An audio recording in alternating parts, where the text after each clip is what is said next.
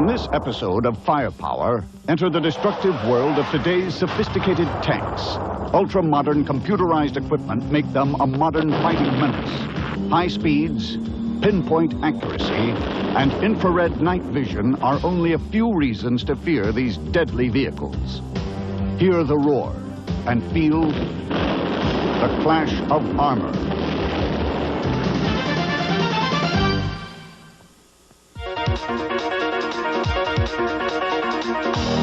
There is a combination of three qualities that distinguish tanks from other land weapons: armor, mobility, and firepower.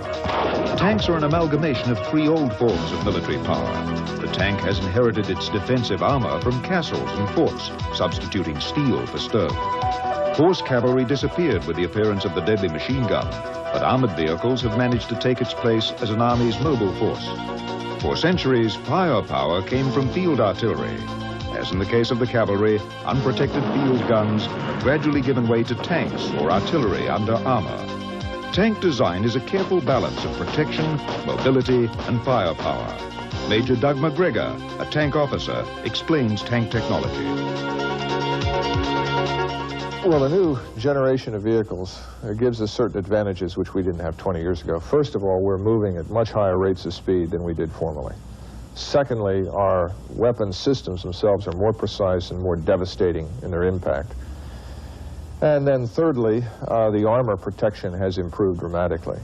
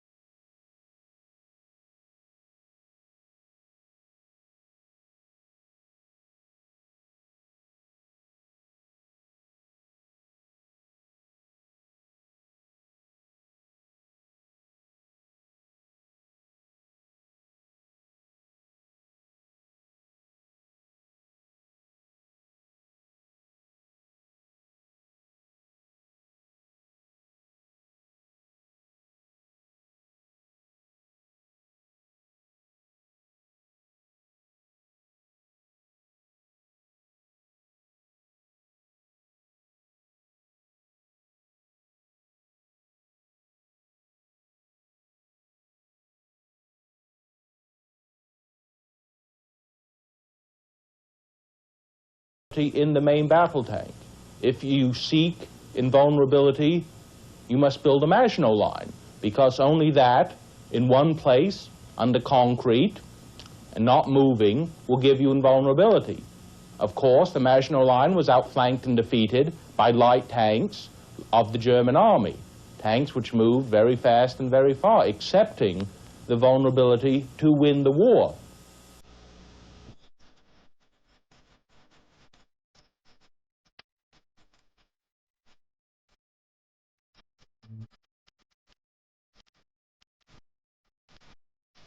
The early tanks moved no faster than a walking soldier.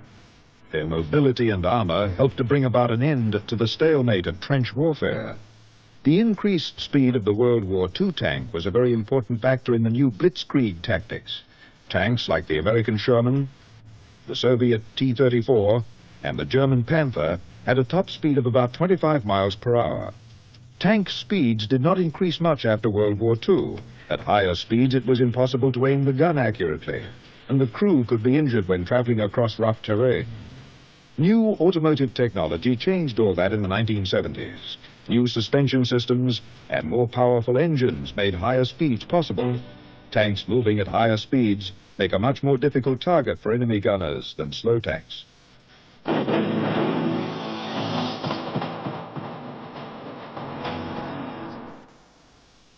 Firepower will return on the Discovery Channel.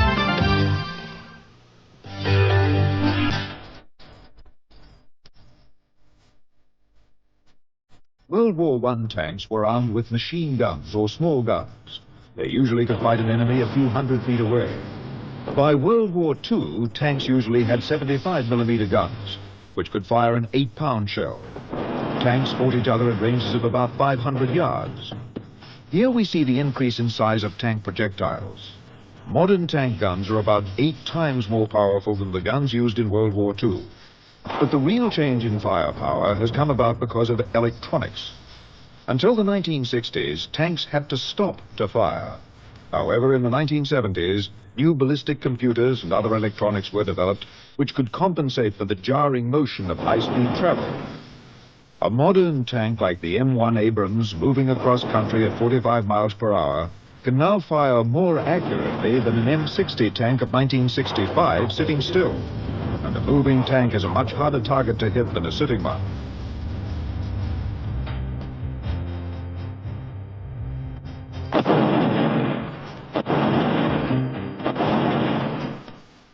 Modern tanks are also fit with new high-tech sensors. The laser rangefinder, wind sensor, and ballistic computer make it possible for a moving tank to hit small targets 2 miles away on the first shot. The most sophisticated new electronic device on modern armored vehicles is called a FLIR, or Thermal Imaging Sight. It allows the tank crew to see at night. It works by detecting the small temperature differences between man-made objects and the natural background of earth and trees, so it can see in the dark or through haze and smoke. Until the advent of the thermal imager, tank combat usually took place in the daytime. In the future, it can take place at night as well. I tend to see it as an advantage for all day. If you come out and almost all armored vehicles are camouflaged with some type of camouflage pattern, and you pull out into an area and you want to scan the whole area, you may not see it through just a normal sight, a normal optical sight, simply because it might be camouflaged well. But if you use your thermal sights, you would tell that there's a heat source out there. The thermal sights are accurate to the point where at 2,800, 3,000 meters, approximately 2 miles, you can tell the difference between a pig, a rabbit, a human being, definitely the difference between a Jeep or a tank.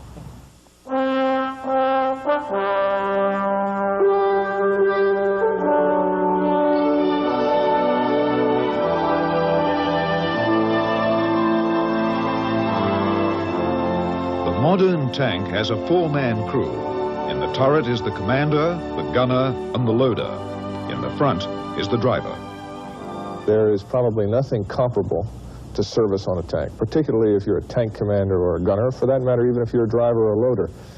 There's a certain rush that comes with moving across open country with a large number of tanks, the air against your face, the wind blowing through your face. You have this sense of irresistible power and the sense that there's nothing out there that can stop you. Whether or not that is true, of course, is irrelevant. The point is that psychologically, when you're in a tank, you believe that you are irresistible, that you are beyond destruction. And of course, that's a tremendous psychological advantage, which means that the shock action and the impact of a tank force on the battlefield is likely to be very great, because the soldiers believe in it. It's a very physically demanding duty assignment. People often forget that when it's cold on the outside, it tends to be very cold on the inside. When it's hot on the outside, it's equally hot on the inside. And when you shoot and move, you think you just went 50 rounds with Iron Mike Tyson. It is extremely demanding, and your nostrils are filled almost constantly with the stench of diesel and cordite. So I suppose from that standpoint, it is not an easy thing to do for the soldier. It's very, very tough.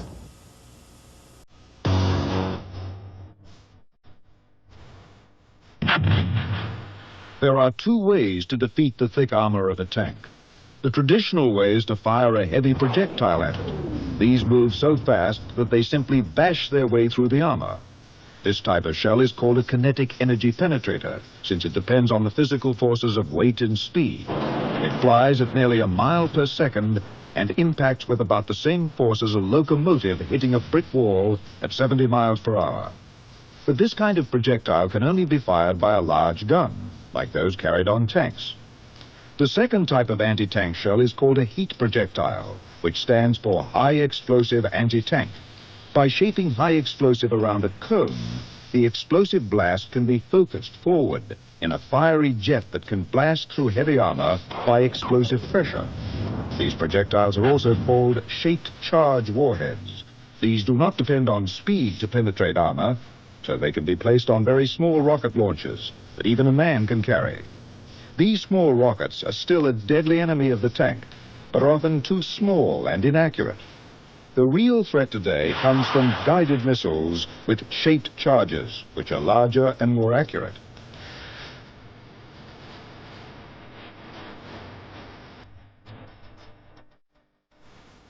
When an anti-tank missile is fired, a thin wire about as thick as a human hair spools out behind the missile. The missile crewman keeps the target tank in his sights, and radio commands are passed along the wire to correct the missile flight path in case the tank moves. These missiles can be fired from man-portable launchers, from armored vehicles, or from anti-tank helicopters. These missiles were first used on a large scale in the 1973 war in the Mideast. Israeli tank units suffered many losses to Egyptian missile units equipped with the new Soviet anti-tank missiles.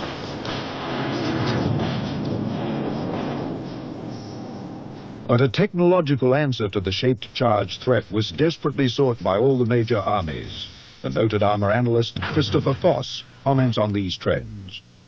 These types of weapons have been proliferating on the battlefield since the 1950s, and in fact some people have said that this is the death knell of the main battle tank. And in fact in the last Middle East war, the Israelis did use some tanks on the Suez Canal against against Egyptian forces equipped with RPG-7s and Saggers, and they suffered very heavy losses because the Israelis used tanks unsupported by artillery, infantry and other units, and you've got to have a combined arms team to work. Now, these types of anti-tank weapons like RPG-7, HOT and TOW all have a thing called a heat warhead, and that will penetrate conventional armor of tanks. But when a tank has the new types of chomom armor or reactive armor, that does provide a very high degree of protection over its frontal arc.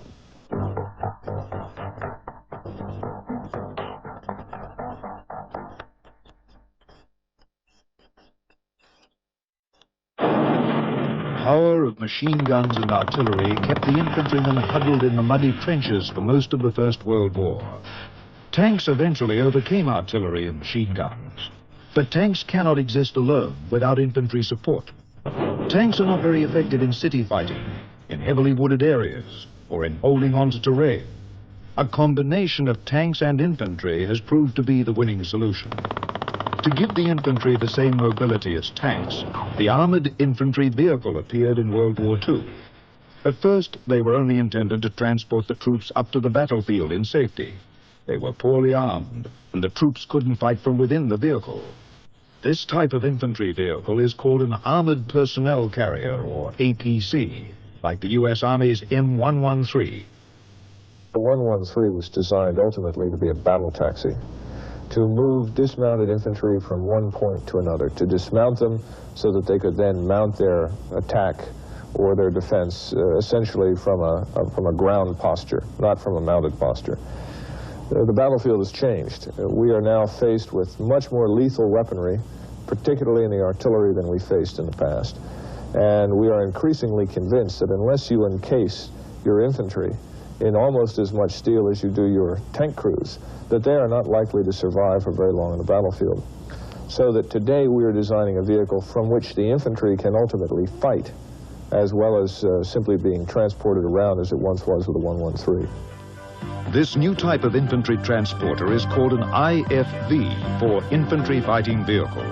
It is designed to permit the infantry to fight from within its protective armor.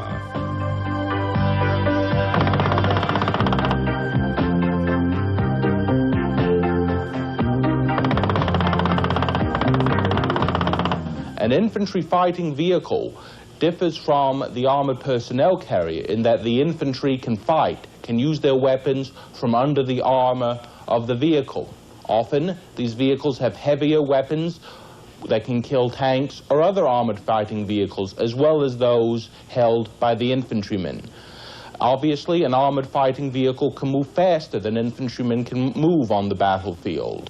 In an infantry fighting vehicle, they cannot be killed by machine gun bullets or artillery shell fragments, which historically have been the worst killers of infantrymen.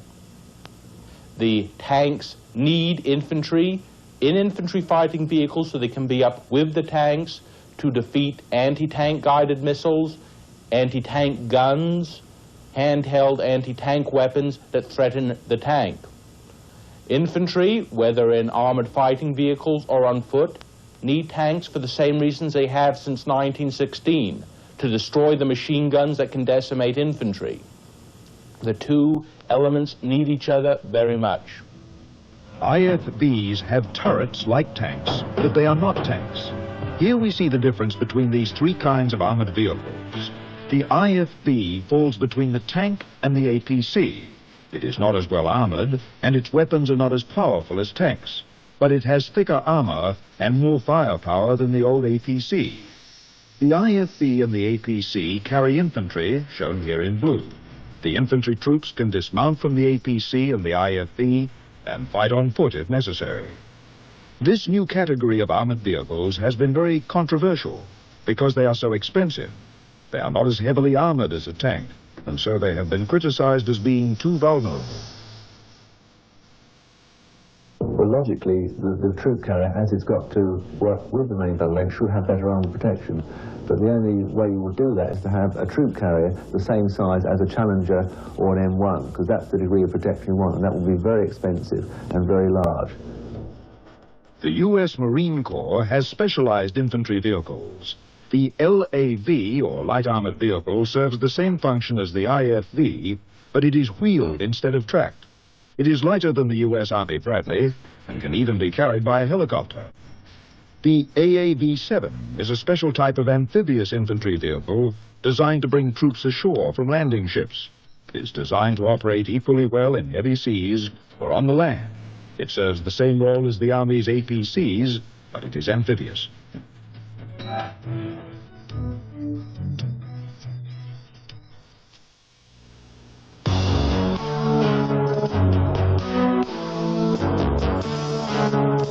The modern battlefield has become so deadly that more and more tasks are being performed by armored vehicles.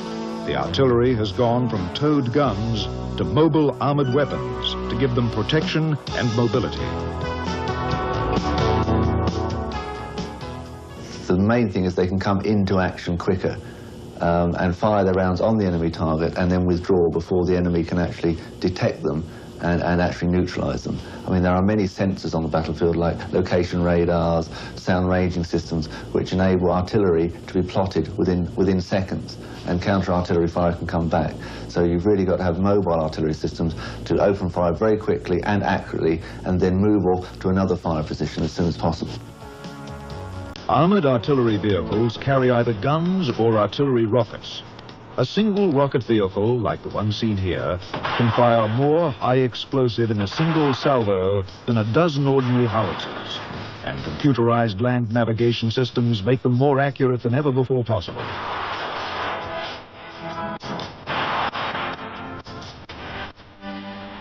In spite of their armor, tanks are vulnerable to air attack. Modern armies are now being equipped with special air defense vehicles to protect tanks and infantry vehicles from air attack. These vehicles are fitted with sophisticated radars to detect and track enemy aircraft, and they are armed with rapid-firing automatic cannon.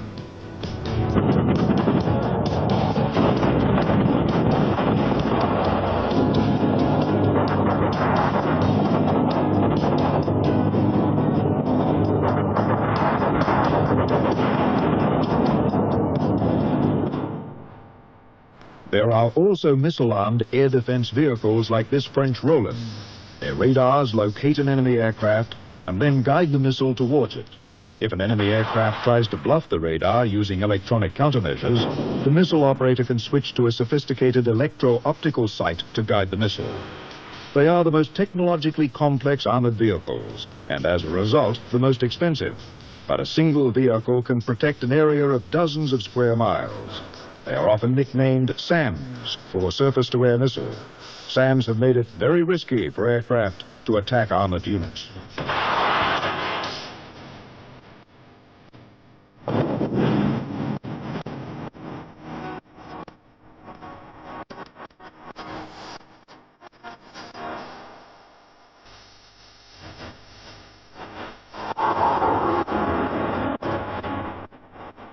Even the paratroopers have their own type of light tanks that can be dropped from airplanes. Here, a Sheridan light tank is dropped from low altitude on a special shock-absorbing platform. The crew of the tank parachutes separately from the plane because of the enormous shocks involved.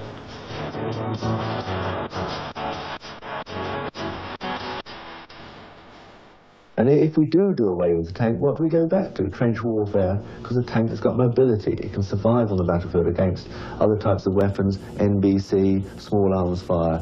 And without tanks, where do you go? The tank is no longer the queen of the battlefield, but it's still got a very prominent role to play, and it will do certainly to the end of this century. The importance of armored vehicles has prompted the development of a great many high-technology anti-armor missiles. But advances in tank armor and fire controls make it likely that armored vehicles will remain the dominant weapon in land warfare for the foreseeable future.